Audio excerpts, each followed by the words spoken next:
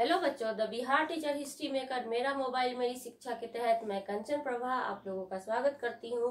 और आज एक नए चैप्टर लेकर आई हूँ। इकाई 1 का खनिज संसाधन। क्या है? खनिज संसाधन।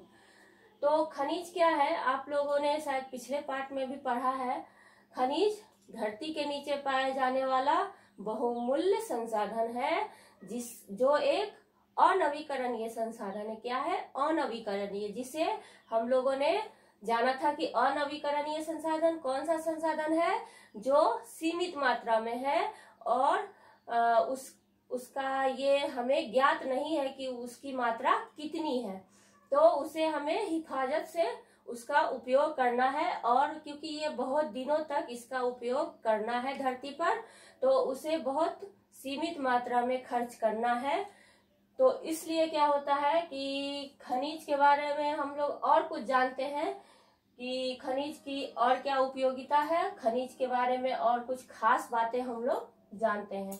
खनिज पृथ्वी का बहुमूल्य संसाधन है। क्या है? बहुमूल्य संसाधन है, क्योंकि यह अनवीकरणीय है, जिसकी मात्रा हमें ज्ञात नहीं है।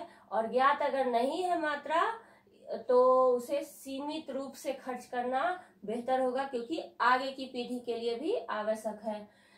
तो मानव का विकास जो होता है खनिज पर ही निर्भर करता है। मानव का विकास क्या है? खनिज पर ही निर्भर करता है। बहुत सारी चीजें धरती पर जो है वो खनिज के द्वारा ही बनती है। हमारे घर में भी बर्तनें मिलती है, आपको लोहे के कुछ सामान मिलेंगी, छड़ मिलेंगे।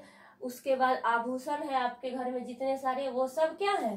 खनिजों के द्वारा ही निकलते हैं, बनते हैं। तो खनिज भूमि के नीचे और सागर महासागरों के तल में भी प्राप्त होते हैं। हम लोग जानते हैं कि भूमि के अंदर खानों में से खनिज प्राप्त होते हैं, और कुछ जगहों पर सागर और महासागरों के तल में भी खनिज पाए जाते हैं। सोना, चांदी, कोयला, पेट्रोल, कांच, पीतल, तांबा, एल्युमिनियम इत्यादि खनिज के ही उदाहरण हैं। क्या है? ये सब खनिज के उदाहरण हैं। मानव के शरीर में विकास के लिए भी खनिज का योगदान होता है। मानव के शरीर के लिए विकास खनिजों पर भी निर्भर करता है। कैसे?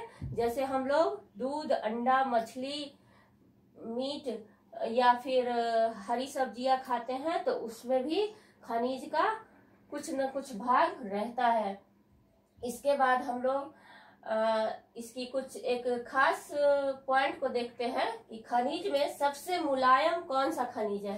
तो इसको हम लोग याद कर लेंगे। ये एक इम्पोर्टेंट लाइन है। खनिज में सबसे मुलायम कौन सा है? टैल्क खनिज। और सबसे कठोर कौन है? हीरा।